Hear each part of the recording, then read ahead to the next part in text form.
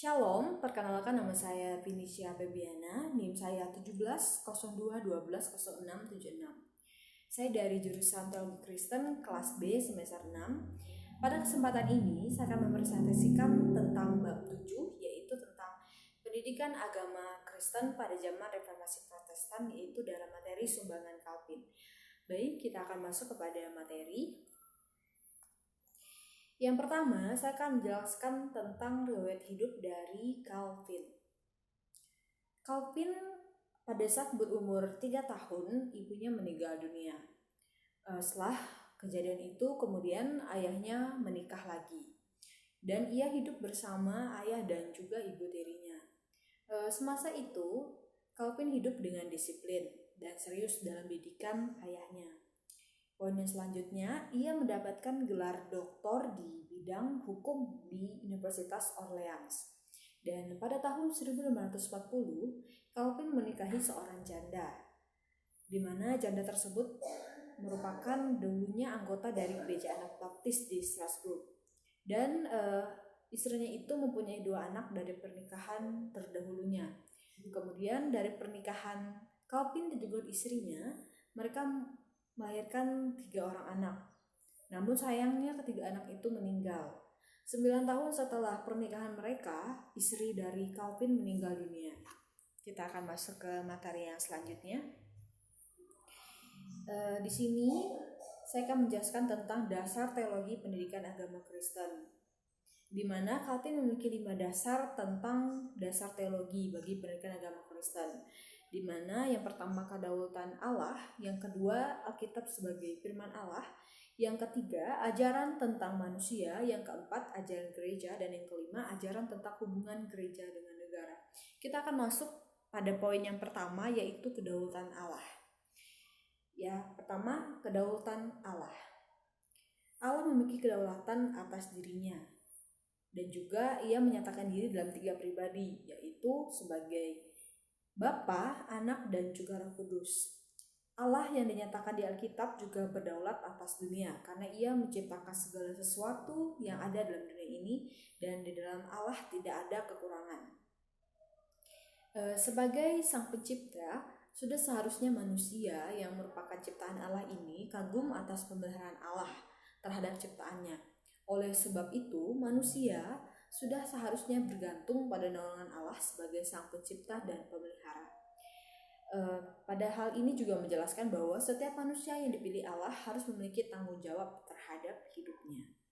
Kita akan masuk ke poin yang kedua. Poin yang kedua adalah Alkitab sebagai firman Allah. Menurut Calvin, sebuah pengetahuannya bersumber dari Alkitab. Alkitab adalah firman Allah yang diucapkan demi kemajuan gereja secara rohani. Maksud dari Alkitab adalah bukan menyamakan nasihat baik tentang Allah, melainkan untuk mengarahkan perhatian pembaca kepada Yesus Kristus. Isi Alkitab belum didengar sebagai firman yang berasal dari Allah sebelum diyakinkan demikian oleh Roh Kudus. Tetapi janganlah mencari amanat Tuhan terpisah dari Alkitab. Kemudian penjelasan selanjutnya, bukan keputusan gereja yang menyebabkan Alkitab diterima sebagai firman Allah. Sebab justru dalam Alkitablah dapat dibaca bagaimana gereja dibangun atas dasar para rasul dan para nabi dengan Kristus sebagai batu penjuru. Efesus 2 ayat 20. Kita akan masuk ke poin yang ketiga.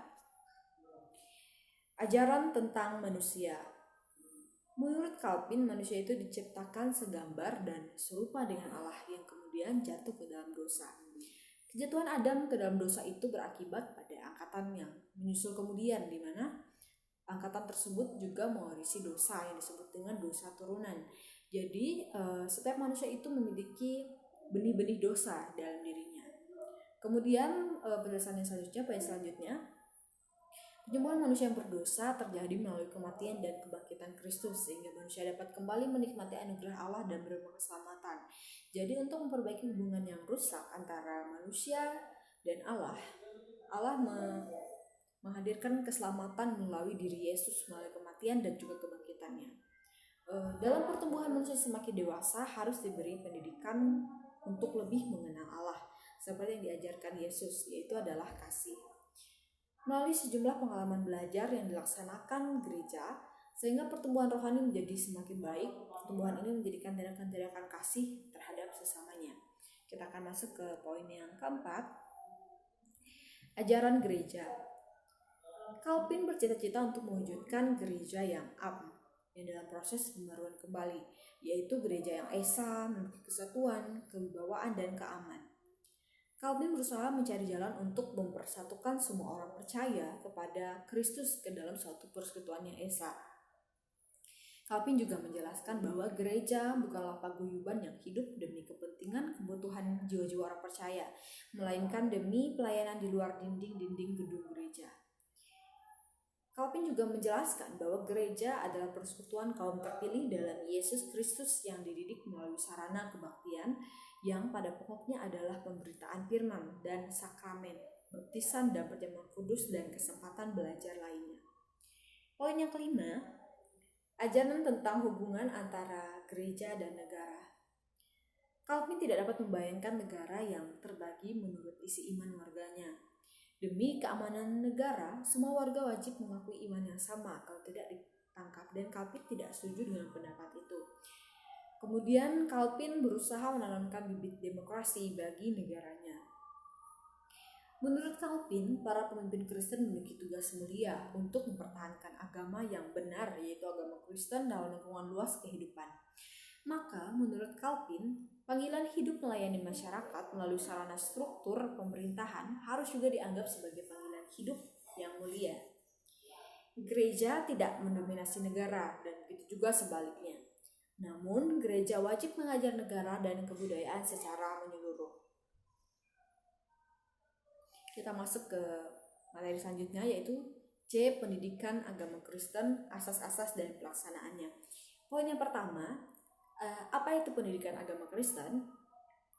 Menurut pandangan Calvin, pendidikan agama Kristen itu adalah pemupukan akal orang-orang percaya dan anak-anak mereka dengan firman Allah di bawah bimbingan Roh Kudus.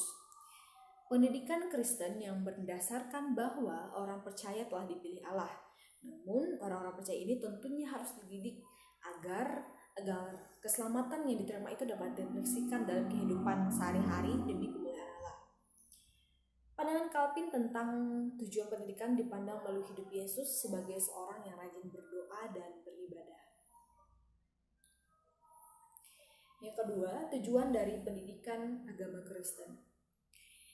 Pendidikan agama Kristen mempunyai tujuan untuk, yang pertama itu mendidik para putra-putri melalui ibu, atau ibu itu juga dapat diartikan sebagai gereja, dan dilibatkan dalam penelahan Alkitab sebagaimana menurut Roh Kudus, dan mengambil bagian dalam kebaktian dan dapat menjalankan tugas panggilan sehari-hari. Yang ketiga, para pelajar. Calvin menggunakan contoh gereja purba, yaitu keperluan untuk mendidik anak laki-laki dan juga perempuan dalam ajaran iman. Jemaat yang kedua itu adalah anak muda, di mana mereka wajib menghadiri kebaktian minggu maupun hari-hari lainnya yang sudah terlebih dahulu diberitahukan.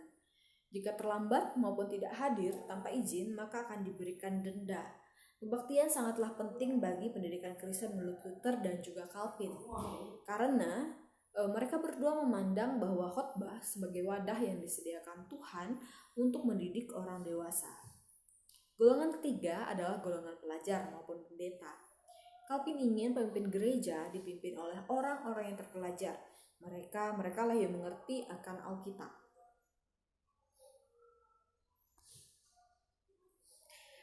Materi yang keempat, siapakah pengajar pendidikan agama Kristen? Pengajaran itu berawal dari firman Allah yang tertulis dalam Alkitab. Dalam kehidupan di Alkitab terdapat pengalaman mengajar dan belajar. Allah mengajar melalui orang-orang yang menaklukkan dirinya kepada firman Allah. Menurut Calvin, pengajar dibagi menjadi dua, yaitu yang pertama itu adalah pendeta dan juga guru. Di Jenewa, Calvin menggabungkan jabatan tersebut, yaitu pendeta yang sebagai gembala jemaat, namun ia juga harus mengajar sebagai guru dan melayani jemaat sebagai guru juga. Selain Allah dan pendeta sebagai pengajar, perlu juga orang lain diajar untuk dapat menjadi pengajar, sehingga didirikannya akademi di Jenewa. Sehingga keteraturan yang terjadi dalam pengajaran di gereja akan semakin kuat karena adanya dukungan satu sama lain.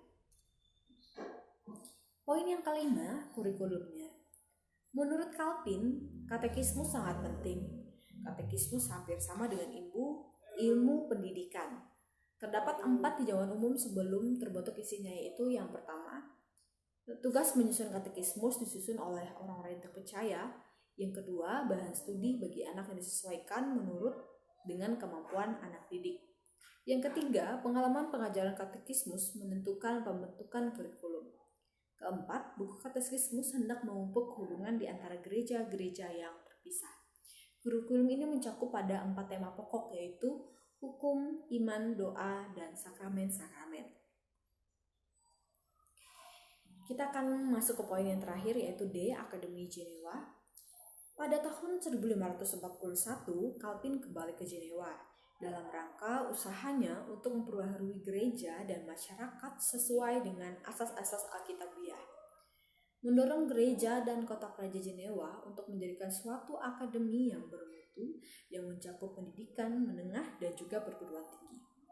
Pada tahun 1559, tanggal 5 Juni, berdirilah Akademi Jenewa, di mana struktur akademi merupakan 2 sekolah, di mana yang pertama itu disebut dengan sekolah privata, yang juga semacam sekolah dasar dari SMP kelas 1. Yang kedua adalah sekolah publika, di mana SMP kelas 2 sampai SMA dan perguruan tinggi. Demikianlah presentasi yang sudah saya sampaikan. Mohon apabila ada salah kata, saya ucapkan terima kasih.